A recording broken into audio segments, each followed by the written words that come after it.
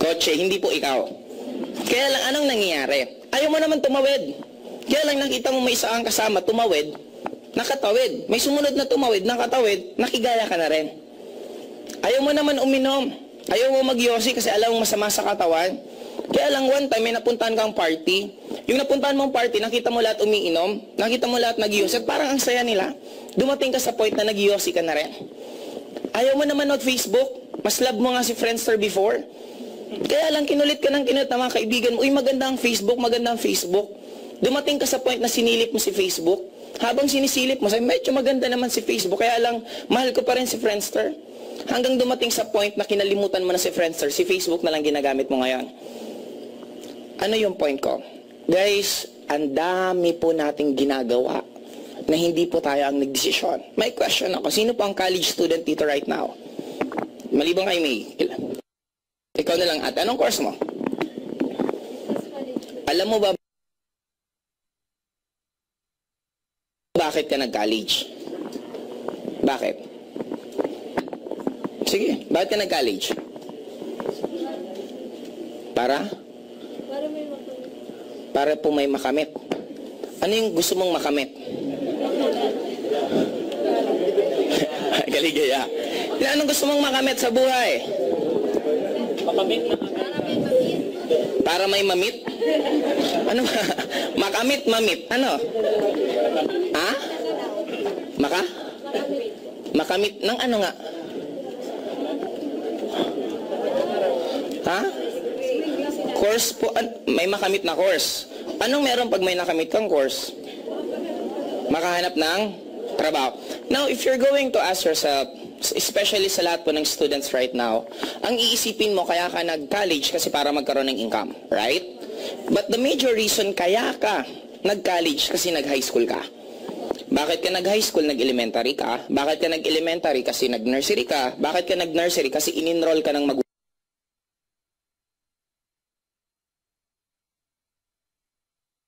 magulang mo.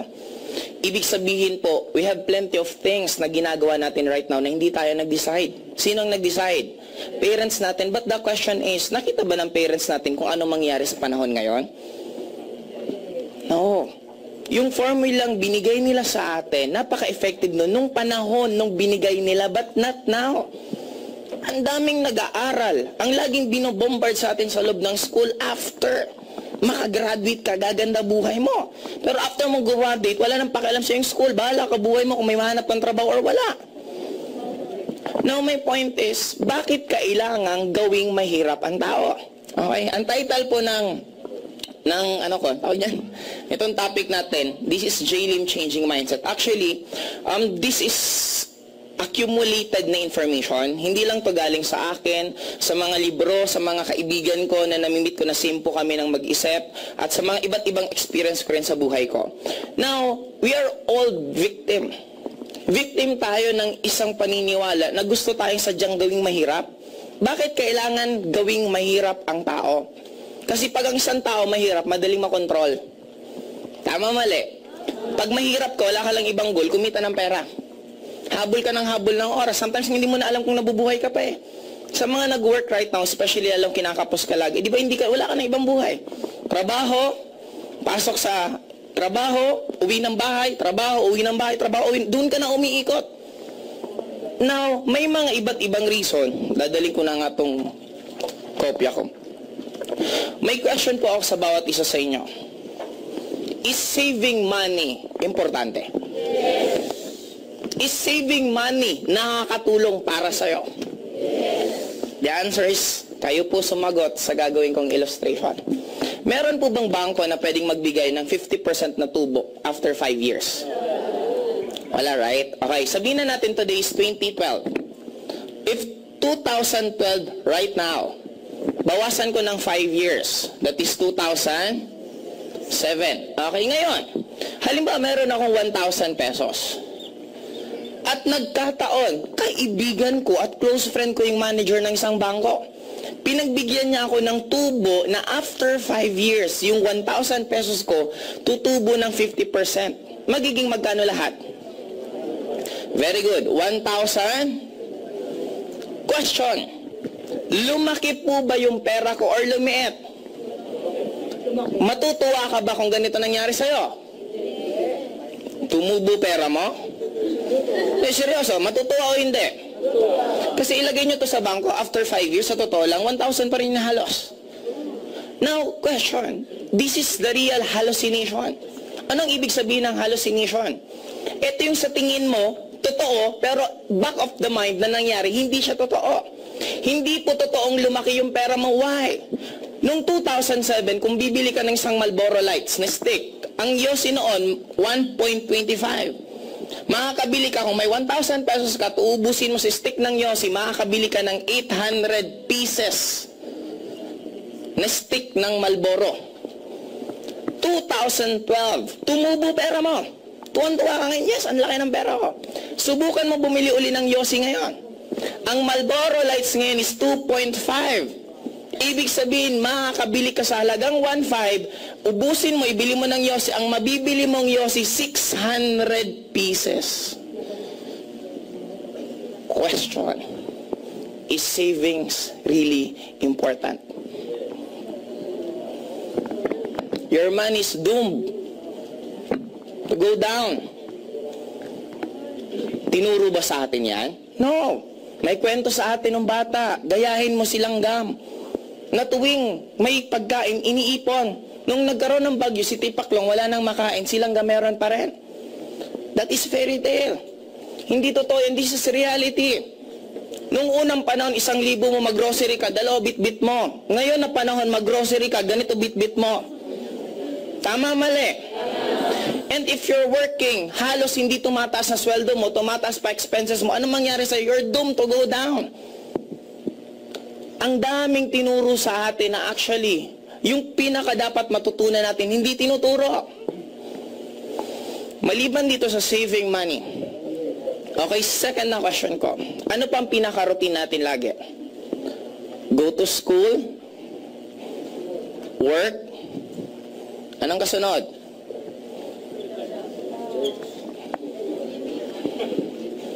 Now, this is very important. May mga matatakil ako, sino yung may mga pakana ng pagiging mahirap natin. Sa mga mababanggit ko pong institution, hindi ko po tinutukoy ang isang person mismo. Just like one of the greatest tool kaya tayo nagiging mahirap is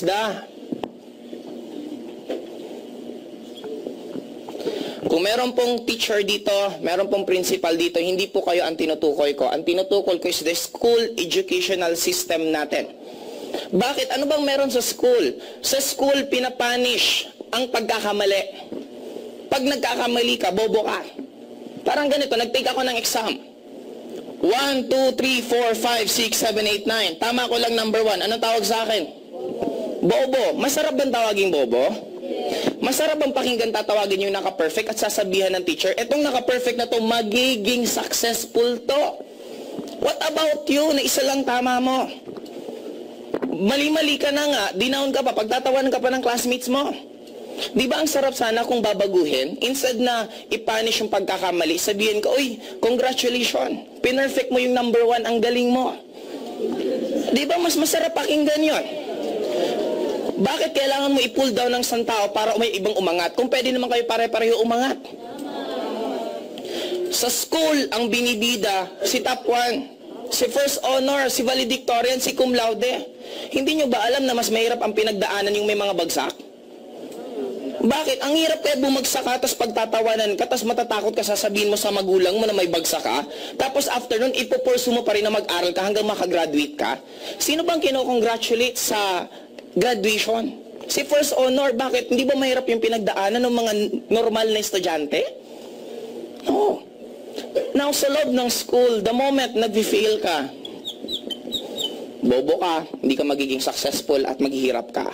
But in reality, failure and success, magkakambal yung dalawa. You will never become successful unless you fail. Fail means first attempt in learning. Now, after failing, anong susunod na mangyari sa'yo? You will gain experience. After gaining experience, next is you will have the right decision, gawin yung mga bagay na gusto mo, at then you will be successful. Wala pong bata na natutong maglakad na ang gamit lang isa. Ano yung point ko? This is just like our feet. My left feet, left foot, right foot. The moment mag-step ako, step left, step right, step left, step right. Ano nangyari? Nag-aabante ako atras. And this is very important po sa atin. We need to realize that failing is very important and very crucial for you to become successful. Maraming nagsabi sa amin, kaya kayo nakaka-recruit kasi marami kayong pera, kasi magagaling kayo magsalita. You're wrong. Kaya kami gumaling magsalita dahil sa sobrang dami ng nakakausap namin na pilosopo, na nagre-reject sa'yo, mga negative na tao. Sa sobrang dami, dun kami gumaling ng gumaling, kaya kami naging magaling. In short, kahit hindi ka marunong, it's normal. Wala pong natuto na first attempt niya, magaling na siya. Lahat ng natuto, parang pagluluto yan. Paano ka magiging magaling na cook? Pag tumimpla ka at medyo matabang, anong susunod gagawin mo? Pwedeng dagdagan mo ng asin, dagdagan mo ng suka, hanggang makuha mo yung eksaktong formula. Pagdating ng oras, magiging magaling kang cook. Ibig sabihin, lahat magsisimula saan? Nasunugan ka, di ba? Nagluluto ka, nasunog yung niluto mo, okay lang yon. We need to love. Now may question po ako. If you want to become successful in your life, you need to be childlike. Anong childlike? Ugali ng isang bata. Pansinin nyo pag may infant sa bahay ninyo. Infant, batang-bata pa. Gusto niyang kumain. Sabi niya gusto niyang maggatas. Anong gagawin niya? Iiyak. Palitan mo yung lampin. Anong gagawin niya? Ihele mo. Anong gagawin niya? Padidiin mo. Anong gagawin niya? Tatahan. Ibang senaryo. Basang-basa yung diaper ng bata.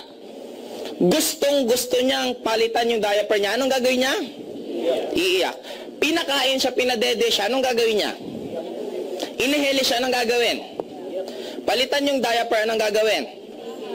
You see, yung bata hindi marunong magsalita pero lahat ng gusto niya nakukuha niya. Why? He doesn't quit hanggang hindi niya nakukuha yung mga bagay na gusto niya. The problem with us, habang lumalaki, ang daming nilalagay sa yung wall. Ang daming nilalagay sa yung obstacle. Nag-networking ka, nag-fail ka lang ng ilang buwan, anong sabihin mo? Hindi kasi para sa akin yan eh.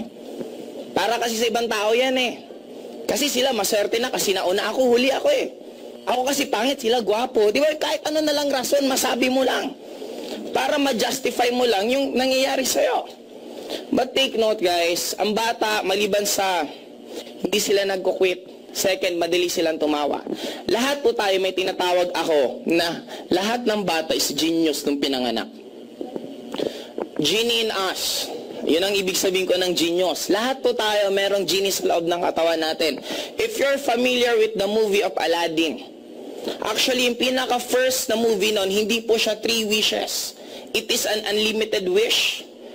Now, pansinin mo, pag meron kang gusto na isang bagay, saan ba nagsisimula lahat? Sa utak mo. Gusto mong kumain ng egg sandwich. Iisipin mo, masarap kumain ng egg sandwich. Now, I have 2 choice. Bibili ng egg sandwich or magluluto or gagawa ng egg sandwich. Now, pansin mo maya-maya, kumakain ka na ng egg sandwich. Ibig sabihin, saan siya magsisimula lahat? Your thoughts. Kaya lang, we are the victim again of tinatawag ng social conditioning. Sa school, anong tawag? Is number 1, anong tawag pag cheating? Masama, hindi. After mo graduate, nagtayo ka ng isang negosyo at nag-hire ka ng accountant, nag-hire ka ng engineer, nag-hire ka ng lawyer, ang tawag po dun is cooperation. Now, anong pagkakaiba ng cheating sa cooperation?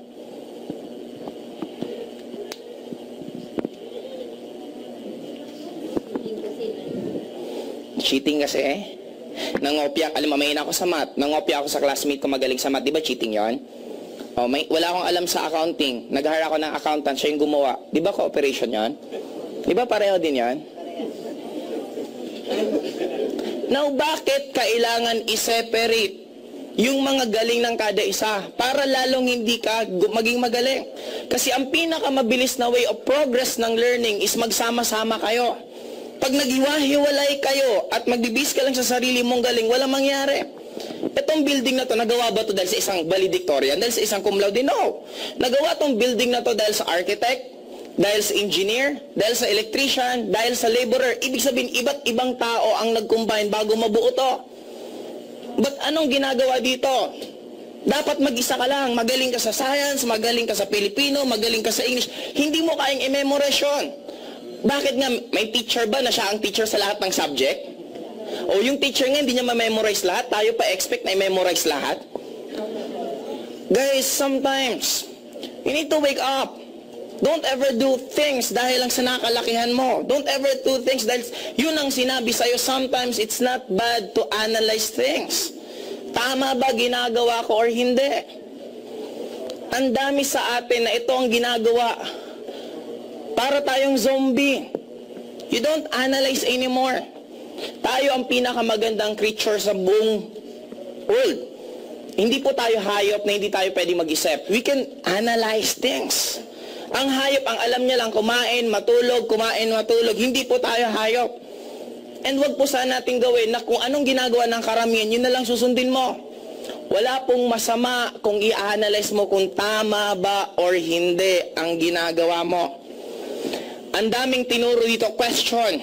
50% man lang ba ng napag-aralan mo sa school nagagamit mo ngayon? Halos nang ginagamit mo, yung natutunan mo lang ng elementary. Magsulat, magbasa, actually sometimes it's already enough. Paulit-ulit lang naman yung subject, nag-iiba-iba lang. Di ba yung civic kultura, nagiging history, di ba? Pero pareho lang naman. Guys, maliban doon, maliban dito sa cheating and cooperation, sunod na dito, obedient. Tinuro sa atin maging masunurin. Ano yon? May isang kasabihan. Ako naging victim din ako nito nang nag-aaral ako. Matigas po ulo ko. Pag feeling kong tama ako, in-argue ko teacher ko. Sinabihan ako. Alam mo, kasi may isa akong teacher, galit na galit ako sa kanya. Pinagsabihan ko siya ng pinagsabihan, sir, mali ka, ganito. Galit din siya sa akin. Sinita ko ng isang teacher, pinagsabihin, hindi man sinita, in-advisean ako. Alam mo, Joseph, kahit tama ka, teacher yan, wag mong kontrahin. Kasi mali yun. Imagine mo ganun na logic. Mali na nga siya, hindi mo pa siya kukontrahin. Kaya lang pansinin mo, pag kinarir mo ng todo, ang lahat ng tinuturo sa school, you will be a great.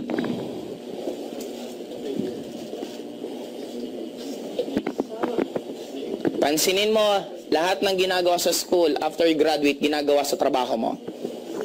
Almost 8 hours a day ang trabaho sa school, ganun din ang trabaho. Bawal mong kontrahin ng boss mo kasi pag kinontra mo, masama ka. Ganun din dito, bawal mo kontrahin ng teacher. Hindi mo na dapat pag-aralan pa yung ibang bagay kasi pag pinag-aralan mo yung ibang bagay, baka matuto ka, guyahin mo yung negosyo niya.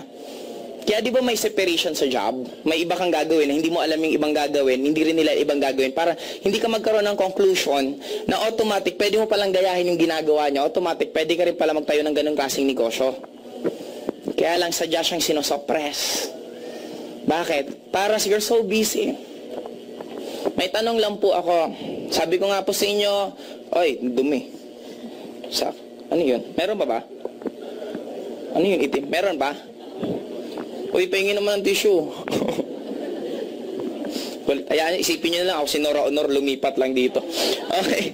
Ngayon, nawala tuloy ako. Yun. May dalawang klaseng alipin noon. Ayun, thank you po, sir. Hindi nyo pa naman to okay. Malay mo siningahan eh. Anyway. Anyway, ganito guys. May dalawang klaseng alipin before. Alipin sa gigilid, aliping namamahay. May question po ako sa bawat isa. Ang alipin po ba may freedom? May uniform po ba sila?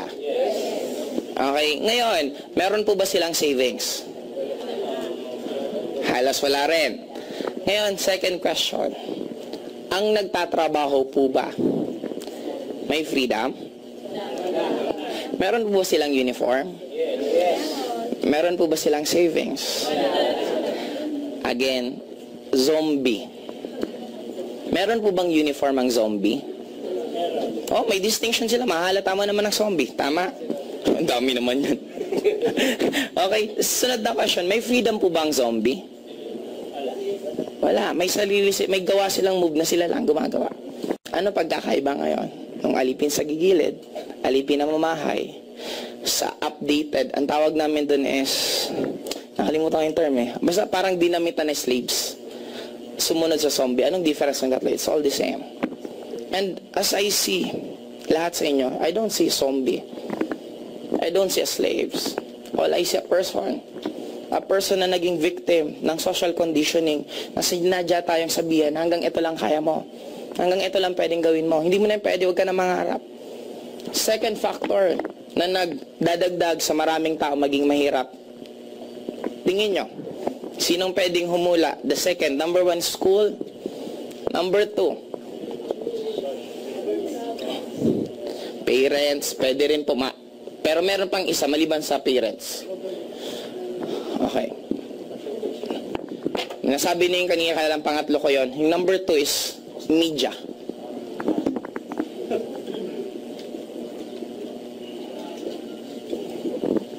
Ang dami pong palabas na walang kakwenta-kwenta. Nanonood ka ng PBB. Anong meron doon? Aabangan mo yung mga buhay-buhay nila. Anong meron doon sa'yo? Tuwan-tuwa ka manood. Scripted naman lahat yon. Tapos sometimes kung anong gusto nilang pasikatin, yun ang papasikatin doon. Meron dating member ng PBB, member ng AIM na galing PBB. Kung anong gusto nila maging ugali mo, yun ipapalabas nila. Gusto maging masama ka, mataray ka, yun ang gagawin nila. Gusto maging mabait ka, yun. Willing-willing tayo manood noon. Anong nadadagdag sa buhay mo? Soap opera. Di ba? Imbis hindi ka madrama, nagiging madrama ka sa papanood noon. Tama, nananahimik kayo, maganda gising mo, nanood ka, mamamatay yung bida, nalungkot ka tuloy. Imagine, tuwan-tuwa kang ginaganon mo sarili mo, imbis wala kang problema, magdadala ka ng problema ng... Guys, maliban sa media, ano pang tinutulong sa media? Kinokontrol. May pag-uusapan po tayong isang pinaka-famous person. Marcos. President Ferdinand Marcos. Pag sinabing Marcos, anong papasok sa isip ninyo? Diktador. Masamang presidente. Napaka-worst na president. But pag-usapan po natin facts.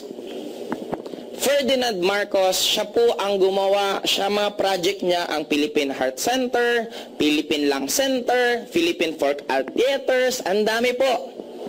Siya rin naman po ang nagpagawa ng National Road, San Juanico Bridge. Nung si Marcos pa po ang presidente that time, ang dollar is 2:1. 2 pesos is equivalent to $1.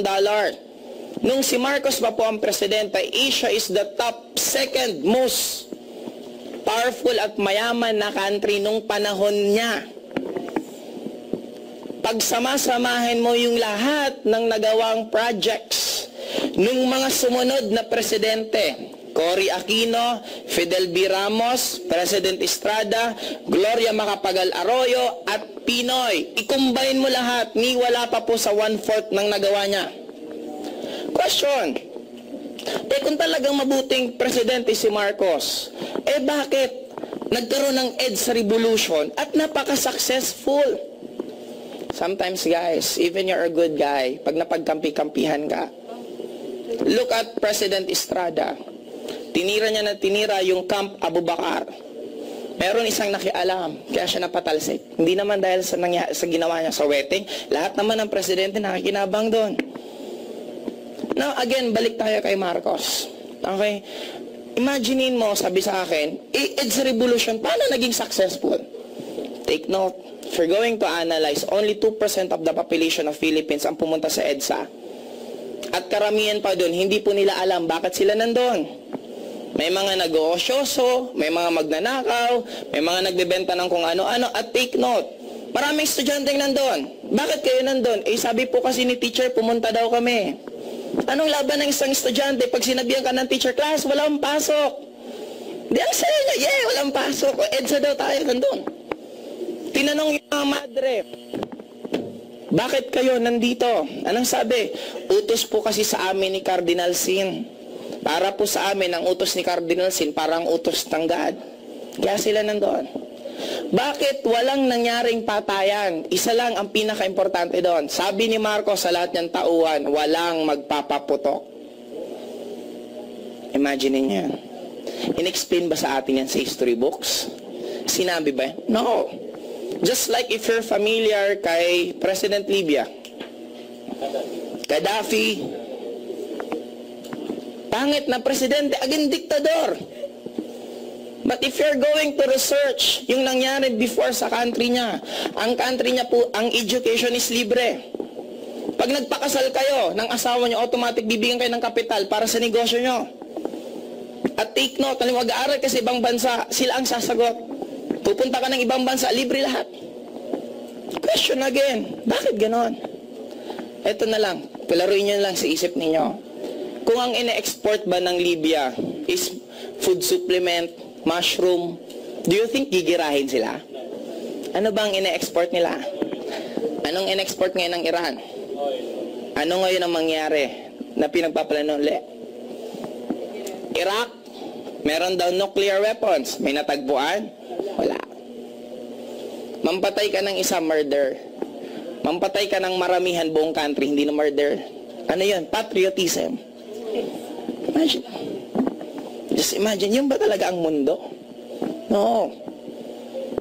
Nasadya lang tayo na pag pinalabas na dito, totoo na yan. Pag sinabing Mindanao, nakakatakot. Don't you know one of the safest place is in Davao City? Pinakamalinis, pinakamaganda. Sabi nga, may biro pag ang Muslim nang patay, may nangyari, terorista na. Pero pag ibang tao, hindi. Grabing racial discrimination natin. But sana guys, let's start right now. Pag pumunta ka, do you think kayo iba sa akin? Do you think na iba tayo? Of course not. Pwede mo bang sabihin yung left arm mo, magkaiba sa right arm mo? No. Ang makikita mo, one whole body, right? Lumabas ka ng moon, makikita mo, one whole earth. Hindi ko po nakita yung Muslim, hindi ko po nakita yung Buddhist, hindi ko po nakita ang Filipino, hindi ko po nakita ang Amerika. Ang nakita ko lang isang one whole earth. Then hindi po natin kailangan magkanya-kanya. Kailangan po natin magkaisa. Kailangan po natin magising po tayo sa katotohanan na marami pong ginawa sadyang nilalagay sa atin para makontrol po tayo. Maliban sa media, ano pang tingin yung iba? Parents, ano pa? Ito, side example, gaano kagaling mag-control to. Would you imagine ang tubig bibilhin? Nagkaroon ng news. May isang tao na tagpo ang patay sa supply ng tubig. After nun, nagkaroon ng amoeba outbreak, cholera outbreak, ang daming sakit. Biglang, tan-tanan, merong hero. Sino? Si dispenser. Pansinin mo lahat tayo ngayon, binibili mo ng tubig. Tinakot ka muna ng tinakot. Anong nakadrawing sa tubig na binibili mo? Fountain. Magandang lugar. Hindi naman galing yun dun, tap water pa rin galing yung biniinom mo. Do you see paano tayo nakakontrol? Kasi we're so fanatic about this. We don't, again, analyze. We just follow things kasi ginagawa ng karamihan, sinusunod ng karamihan. Now, it's about time to start again. Number 3. Yes.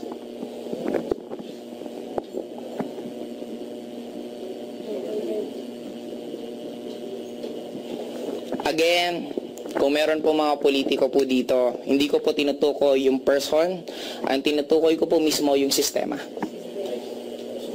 Government, anong pinaka one cause ng tao hindi nagsusumikap?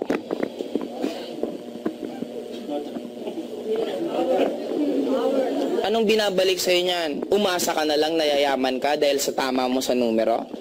Don't you know na mas mataas yung rate na masagasaan kapag pauwi mo galing sa pagtaya ng loto kaysa manalo ka sa loto? Actually, meron ng isang survey na mas mataas yung chance mong tamaan ka ng kidlat kaysa manalo ka sa loto. And take note, after winning in the loto, anong matututunan mo? Wala din. And mauubos mo rin yung pera mo in the long run. If you want to become rich, huwag mong dayain. Huwag ka mo dito. Marami nga akong tanong pagdating sa mga batas natin sometimes. Masama ang droga kaya bawal, nagkakos siya ng violence, nagkakos siya ng maraming mga problema sa atin. Bakit ang alak nililigal? Masama ang sugal kaya bawal ang weteng, bakit hindi hinuhuli yung mga nasa kasino? Bakit pag sugal ng mahirap hinuhuli, saklaan bawal? Sinisipa, hinuhuli, ibinabalita sa TV na, ayan, mga sugarol. Bakit hindi man lang nila pasukin yung kasino dyan? Ang daming pwedeng source ng income maliban sa ang tao sadyang gawin mong sugarol. Ayusin lang, una, yung pagkokolekta ng tamang buwis. Sino lang nagbabayad ng buwis ng tama? Empleyado. Bago mo makuha yung sweldo mo, tanggal na yung buwis. Ang negosyante, hindi. Na paglalaroan pa sometimes. Ang daming pwedeng way. And ito din, baka sabihin nyo, kasi ang gobyerno natin corrupt, guys. Before you tell them na corrupt, make it sure na tuwing election hindi ka nang hihingi ng pera. Kasi ang problema, malay mo, sa atin din nag-start. May tatakbong politiko, hindi pa nga nakakaupo, ang dami nang humihingi. Pahingi, nagkasakit ako, wala akong pamasahe, wala akong ganito. Pag hindi ka binigyan, magagalit ka pa sa politiko. Ay, napakakuripot na, hindi ko yan iboboto. Tapos, do you think pag nanalo siya, babawi sila? Hindi, of course, babawi yon. Kaya start natin sana ang change sa atin, hindi sa ibang tao, hindi sa gobyerno, hindi kung saan sa atin. Bakit kailangan ang tao sadyang gawing mahirap? Kasi madali kang makontrol lahat dito. Sometimes, ito na nga inisip natin tagapagligtas eh. Nakakailang wish ka na sana yung presidente pag magbago na para yumaman ako. Guys, ilang presidente nang dumadaan sa'yo. Kung hanggang ngayon hindi kayo mayaman, hindi na po presidente ang problema, kung hindi sarili mo. Ilang presidente na dumaan sa'yo kung sobrang dami na. Now, pansinin mo ang batas. Familiar kayo sa mineral water? Yung maliliit. Alam niyo po ba, halimbawa, gumawa ako ng isang business ko na mineral water sa, Bicol. Bawal ako mag-distribute ng maliliit. Ang pwede ko lang i-distribute, malalaki. Bakit? Kasi nga umaray yung mga big companies na dapat bawal kasi malulugi sila. Kasi nga, alam mo, galing Manila, yung maliit na bote. Pag tatravel pa ng Bicol, may cost pa yan dahil sa travel.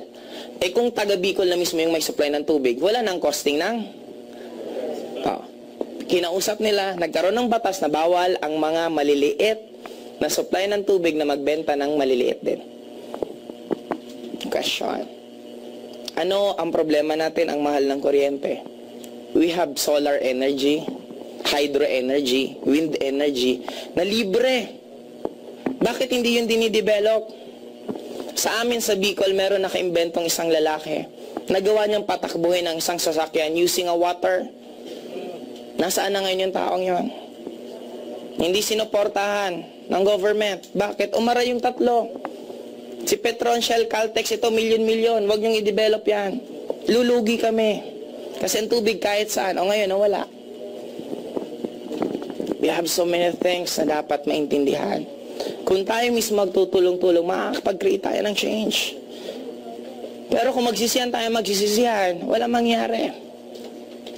Now, I would like to entertain any question before ako mag-proceed sa mga iba ko pang sasabihin. Any question po, kung meron po kayong gustong itanong about sa mga nasabi ko, you're free po to ask. Sige po, wag po kayong mahiya. Ako nahihirapan sa inyo, parang init. Oo nga, ang dami niyong pumunta eh. Question, sino po may tanong? Para medyo relax lang tayo ng konti. Question, sige po sir. Conventional will not create disorder. Kung hindi tayo maging conventional, will not create disorder. Hindi naman po. Kasi ako hindi ko na inabot tong halos lahat sinunod ko. We don't need kasi to follow yung nakasanayan ng lahat. Sometimes we are also the victim. Sometimes even parents, pipilitin mo yung ayaw ng anak mo. Pinanganak pa lang yung bata, paglaki niyan, magiging magaling na engineer yan. Kung ayaw naman niya maging engineer. Kumbaga, we have our own free will. Na sometimes nadideprive, kaya yung pinakatalit mo hindi rin lumalabas. Subukan mong gawin mo ang isang bagay na hindi ka masaya. Do you think mag-excel ka? Of course not. Pero subukan mo gawin ang isang bagay na masaya ka. Kaya lang, sabi ko nga, victim tayo ng isang pagpapalaki. What if pinanganak akong NPA? Lumalaki ako, nakikita ko yung mga kapwa NPA pinapatay ng militar. Pag lumaki ako, galit ba ako sa militar? What if pinanganak naman akong militar? At nababalitan ko may mga NPA na pinapatay yung uncle ko na militar, yung tito ko na militar. Magagalit ba ako sa NPA? The question is, sino ba sa kanilang dalawa ang tama? Sino ba sa kanilang dalawa ang mali? Again, we are a victim, depende kung saan ka lumaki. And sabi ko nga, sana yun ang ma-realize ng bawat isa sa atin right now. Ako, itong topic ko ngayon, this is not also about networking anymore. This is about life. Nasabi ko, kung magsisimula sa atin yung change, who knows? You can never tell na because of sa atin, paunti-unti nagbago yung pananaw mo, imbis magsisika, tumulong ka na lang. Instead, sisihin mo yung ibang tao, gumawa kung anong way na pwedeng maitulong mo, and who knows? Dahil sa paglaki ng paglaki natin, maging malakas ang impact natin sa bawat isa. Question, sir, may tanong pa po ba kayo? May follow-up question pa. Question, another question. Alam mo bakit tayo masyadong takot na gumawa ng kakaiba? Kasi sa tinatawag na acceptance. Pag wala kang trabaho, parang ako naalala ko dati, nung nag-aaral pa after kong graduate, nung nag-networking na po ako, may isa akong uncle, pinuntahan ko, nire-recruit ko. Alam mo sabi sa akin, ikaw ba yung engineer na sinayang mo lang yung course mo? Imagine mo sabihan nga ng ganyan, para bang napakatanga ko na hindi ko alam yung ginagawa ko tama, nang alam niya yun lang. Take note, pag-usapan natin Bill Gates. Bill Gates is one of the college dropout ng Harvard. Hindi siya nakatapos ng Harvard. After being Bill Gates, pinatawag siya ng Harvard para bigyan ng isang award na one of the most successful students of Harvard. To be honest, sakit po ako ng ulo nung high school ako. Dumating po ako sa point, ultimo yung teacher ko, niyaya ko ng suntukan sa sobrang bad trip ko. Tingin nila sa akin, makukulong ako, hindi ako graduate ng college, malulunod ako sa droga, lahat na ng masama nasa isip nila. Nung naging Joseph Lim ako, kachat ko yung teacher ko, alam mo sabi sa akin, Joseph, we're so proud of you. At alam mo, napapamura ako nun habang, sabi ko, di nga. Parang ganon. And sometimes, they don't care, but on the end of the day, they don't care kung sino ka after mong yung grades mo. Ang pinaka-importante na yung success mo. Subukan mong mangutang sa bangko, tinatanong ba kung flat 1 ka? Tinatanong ba perfect mo ba yung history? Perfect mo ba yung accounting? No! They don't care about your grades. They only care, meron ka bang pwedeng isangla kung uutang ka sa amin? Anong pwede mong Biro ko nga po isa pa, one form. Ito, ano na lang, teaser ko lang po ulit sa inyo kasi medyo mahaba po kung itatopic ko po yung iba. Sometimes, ako may question ako pagdating sa kinakasal. Ano ang tanong ng pare sa mag-ikakasal? Ikaw, lalaki, babae, tinatanggap mo ba yung lalaking to sa hirap at ginawa, bla bla bla bla. Bakit pag mangungutang ka ng motor, sinisi-CI ka? Utang ka ng motor, kaya mo ba magbayad? Magkano ba ang income mo per month? Ito bang bahay nyo talaga? Tutok-tok pa yung bahay mo kung talagang totoo yung bahay mo. Kasi di ba, mali mo, mga tabla-tabla yung after mangutang, nawala ka na. Di ba, ganang pag-CCI. After mapatunayan na kaya mong magbayad ng motor, papahiramin ka, papautangin ka. Tama, mali? Bakit sa kinakasal, hindi man lang tinatanong, ikaw lalaki, kayang bang buhayin to? May pera ba kayo na sapat na income para bumuhay ng isang pamilya? Yung motor na hindi buhay, pinapahalagahan. Yung tao na buhay ang pinag-uusapan, hindi pinapahalagahan.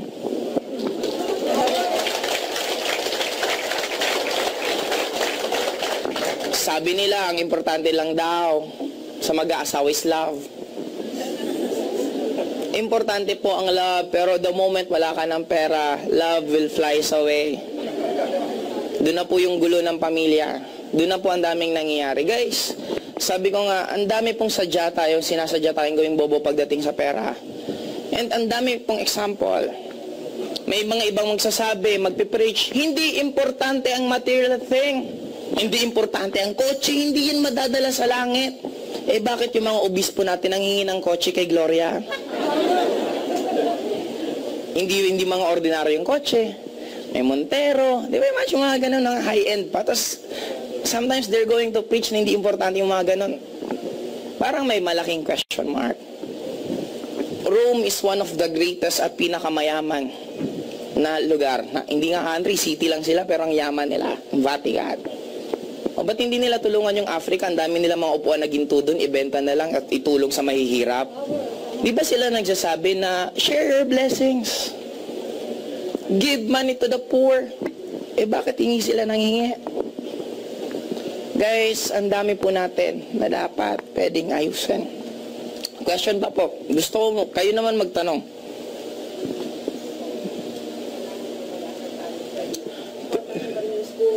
Importante po ang school. Importante ang learnings. Okay? But the school education system na pilit na tinuturo sa atin, yun po ang dapat maayos. After finishing your school, it doesn't mean na yun ang stop ng learnings mo. Akala natin, after you graduate, enough na to. Life is an ending process.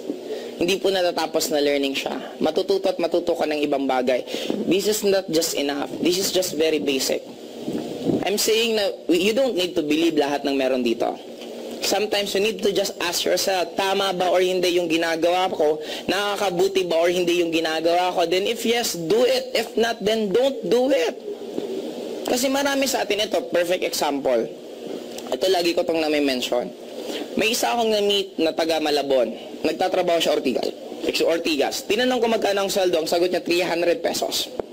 So kung magkano pa masahe mo from here going to Malabon, alam mo sagot, 160 pesos back and forth. Magkano ang matitira? 140. Tanong ko, yung 140 mo pa, doon pa ba ikakaltas yung pagkain mo, yung makeup mo, yung load mo lahat? Sabi niya, yes. Isang tanong ko, may natitira pa ba sa kinikita mo? Anong sagot?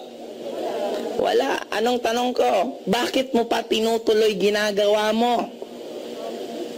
Alam mo sagot niya? Kasi nung graduate na ako, nung ilang buwan na wala na akong trabaho, kinulit na ako ng kinulit ng nanay ko.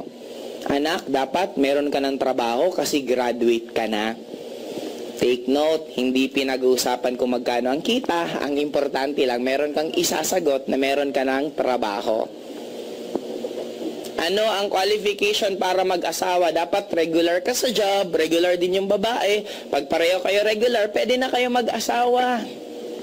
Hindi man lang pinag-usapan kung magkano dapat yung kinikita. Guys, let's face it. Pag nagkaroon ka ng anak, asset siya o liabilities? Liabilities po ang anak. In terms of money, bakit? Habang lumalaki yung bata, may kakambal yun, si gastos. Lalaki din yung gastos. Ang tanong, what if? Pansinin mo, ito yung normal, ang tawag ko dito, parang normal paradigm ng tao.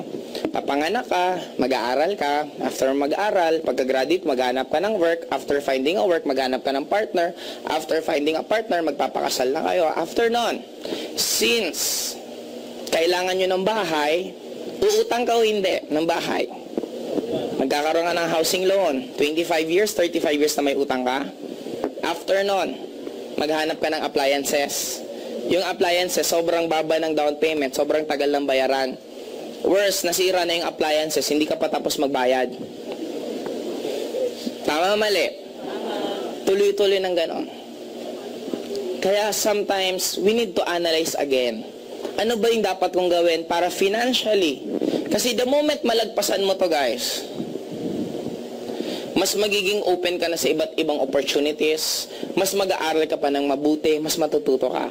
Pero the moment ito goals mo, mainitin ulo mo, parang lagi ka nalang bad trip kung sino-sino sinisisi mo. Kasi nga, ito nandito umiikot ang buhay. Question pa. Ang dami nyo, wala man ang konti lang nagtatanong. Question po. Ano, sangayon ba kayo sa lahat ng sinasabi ko? Gusto ko may kukontra po. Sinong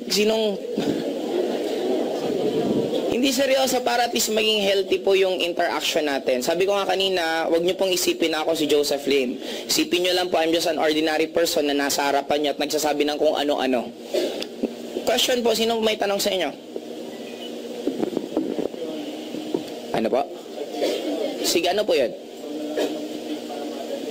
Ako na. Okay, sir, ah.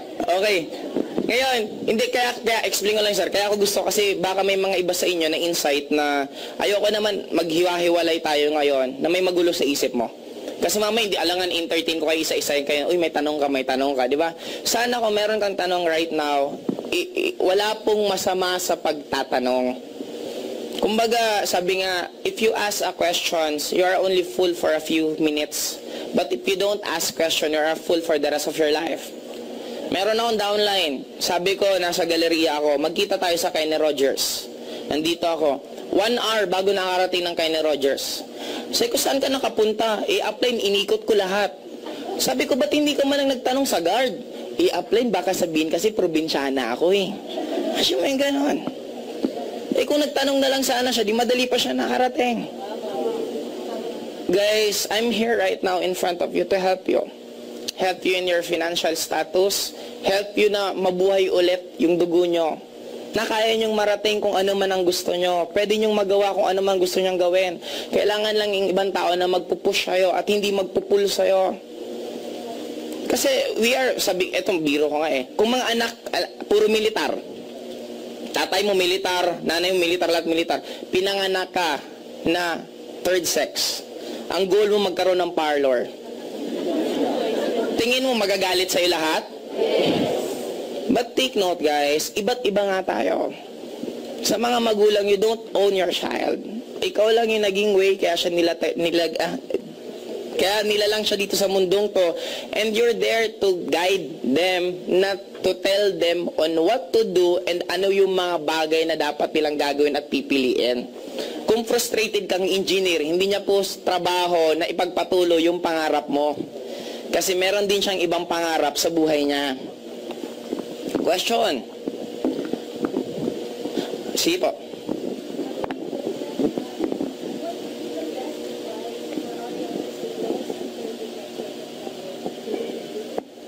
After graduate ng college or ayaw mo ng elementary pa lang high school? After graduate ng college, ito lang tip. Huwag kayong gagawa ng source of income na kakainin ng oras nyo. Kahit maliit lang yung income, basta hindi nakakain ng oras nyo, gawin nyo. Kasi mas nagiging open ka pa sa ibang opportunity. Pag ang ginawa mo, kumikita ka kahit medyo malaki, pero ubos naman yung oras mo, at yun ang nagiging mundo mo, dun ka malalagot kasi hindi ka na magiging open pa sa ibang klaseng opportunity.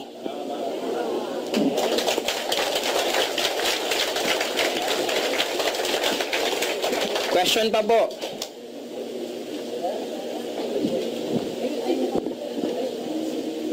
Sige po. Lakasan mo lang. Kaya ba?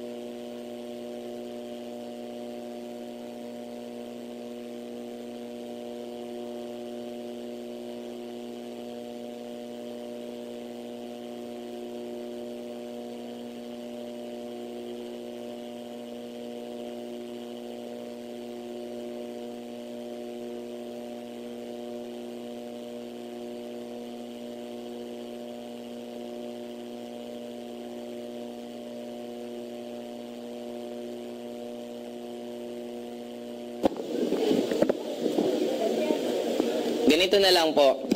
Actually po kasi sa Lasal ngayon, meron na po siyang networking course. Network marketing course ang Lasal. And take note, ang Lasal, pag nag-aral ka po, ang ituturo is theoretical. Ang in global po right now is actual na. Bakit mo mapahirapan yung isang bata na dadaan pa sa theoretical kung pwede nang dumiretso sa actual? Tapos, ang nagtuturo pa mismo, mga totoong naging successful, hindi yung mga tao na nabasa lang libro, networking, ganito, ganito. Okay, ang networking class, bla bla bla. Pero sila mismo hindi nila naranasan ma-Indian, hindi nila maranasan magutom, hindi nila maranasan mapuyat.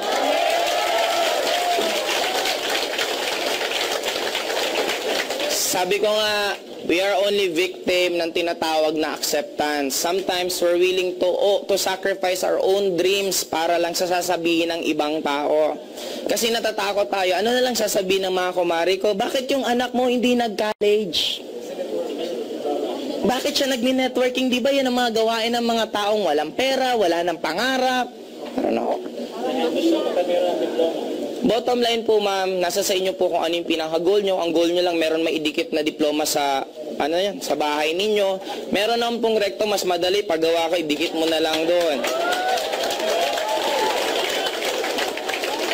But end of the day, the important thing is, even ako pag nagkaroon na po ako ng anak, anong tawag niyan?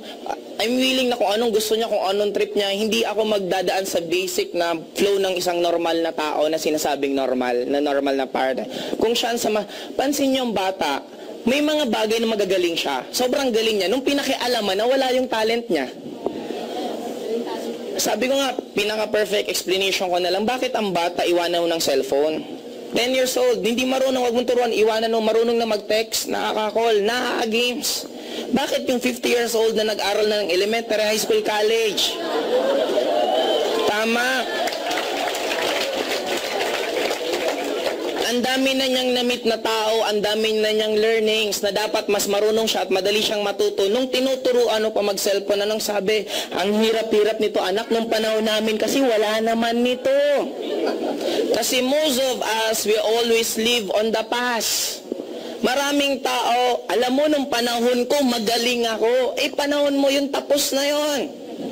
We don't need to live on our past. We don't need to live on our future. We need to live today. Ito yung buhay mo. Question pa po. Sige, sir. Kasi sabi mo kanina. Para marinig. Kasi sabi mo kanina na susuportahan mo ang anak mo kung anong gusto niya. Paano kung gusto niya talagang mag-aral ng traditional way ng education natin? Anong sasabihin mo? Anong advice mo? If I'm going to have a child, ang bibigay ko lang lagi sa kanya is mga options na ito pwedeng mangyari, guidelines lang, and it's up to him to decide. Kasi ang learning sometimes, kahit ang isang tao sobrang tigas ng ulo, hindi mo siya pwedeng pilitin na magbago. Darating ang point na magbabago yan sa tamang pagkakataon, sa tamang panahon, and you just need to show him na if ever ito, parang downline yan eh. May downline na matigas ulo, hindi apply, ito gusto ko, ito effective sa akin. Huwag mong kontrahin. Hayaan mo lang, sabihin mo lang, okay, sige, kung effective para sa'yo, gawin mo. Basta if ever mayroon kang nangyaring hindi maganda sa'yo, sabihin mo lang ako, nandito lang ako to help and to guide you again. Ganun lang kasimple. Hindi mo kailangan manduhan. Question pa po? Sige po, sir.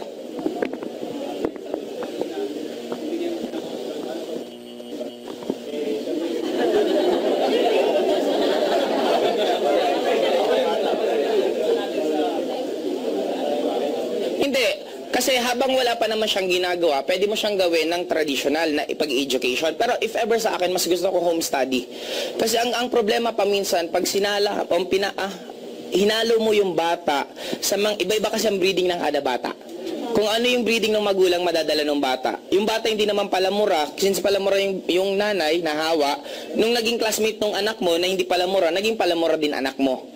Kaya sometimes walang masama expose mo siya, mas magandang expose mo eh.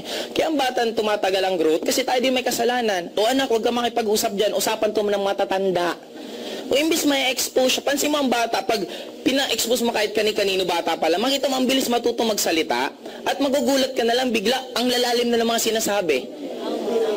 Sino ang nag-suppress tayo? Sa school, pinagsama-sama yung magkakaedad. Anong pagiging learning nila sa bawat isa? Wala. Kasi pareho lang yung pinapanood nila, pareho yung ginagawa nila.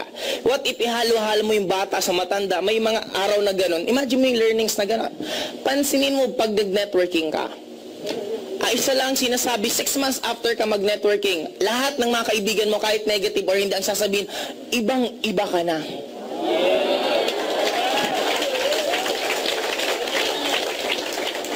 Dati hindi ka naman ganyan mag-isip.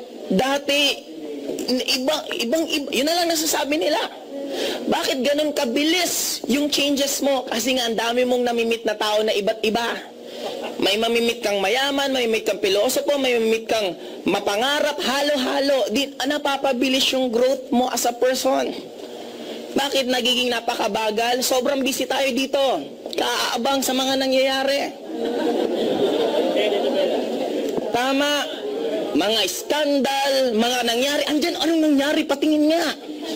Pero yung iba na magaganda, wala kang pakialam. Pakialam ko dyan, hindi yan importante. Yung importante ito lang nanineglect natin. Yung hindi importante naman, yun ang inaabangan natin lahat. O impeachment. Bottom line, end of the day, magkakataluan dyan. Hindi naman sa pinipresentang ebidensya. Magkakataluan yan kung ano magiging desisyon ng mga senators. And end of the day, kahit magkaroon ng impeachment, mahirap umangat ang Philippines dahil sa 1987 Constitution. Bawal mag-invest ang isang foreigner dito sa Pilipinas na magkakaroon siya ng 100% shares. Magiging 40% lang lagi ang shares ng foreigner. Eh, sino mag-invest niyan dito? Tingnan naman parliament. Katulad ng Singapore, katulad ng British, sila napaka-successful nila. Bakit ayaw magkaroon ng 100% shares ang mga foreigner pag nagtayo sila ng negosyo kasi maaapektuhan yung mga tycoons natin? At normally, sila din ang may-ari nito. Kaya ikaw control nila ang ibabalita. O huwag may balita, baka matira tayo. Iba yung balita mo. Ito, pag takpan mo na lang, iba na lang. Yung ano na lang, intriga sa ibang artistang pag-usapan para nandyan yung mga tao. Yung pinaka dapat pag-usapan, hindi na pinag-usapan kasi nga, natatakpan. In journalism, good news is bad news and bad news is good news. Pinatay si ganito, minasakar si ganito, front page. Tumulong si ganito, back page. You see, mas tinatakot tayo ng tinatakot. Mahirap yumaman, hindi po yan. Ang pagyaman po nasa sarili mo.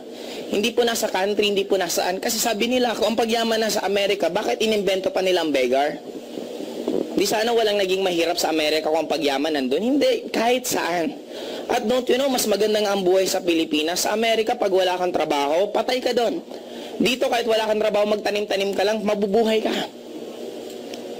Philippines is one of the, pag na-compare ko, ang Amerika wala pong natural resources. Ang Philippines, we have plenty.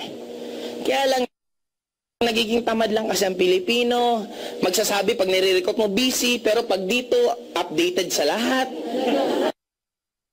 Ilang oras nanonood ng TV, pero busy yan.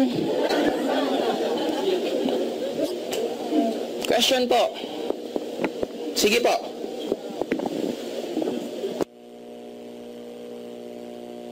May microphone ba tayong tawag yan, wireless? O sige, wala daw.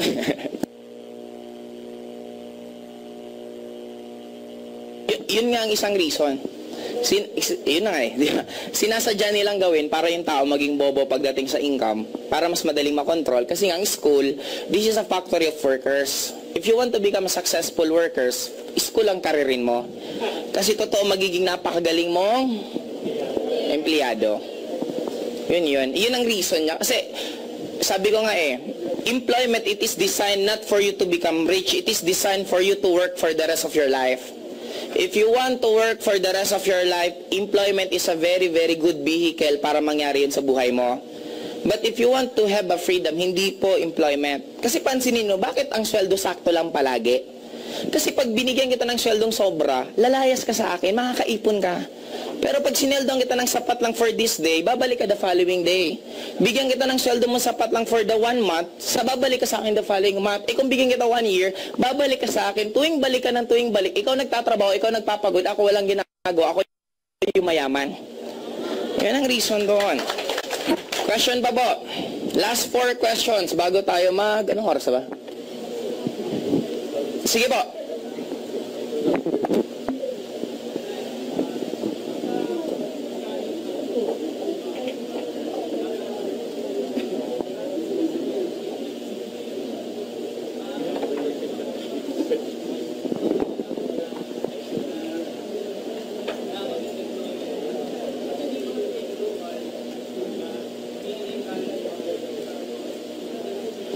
Wait. I need to be clear. Hindi po sa hindi namin ini-encourage na ang isang tao hindi mag-employment.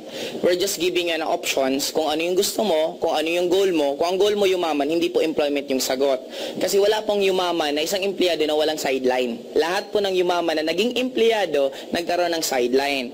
And if you want to become rich, ang employment po is dinadaanan lang, hindi tinatambayan. Okay? It's not bad to work.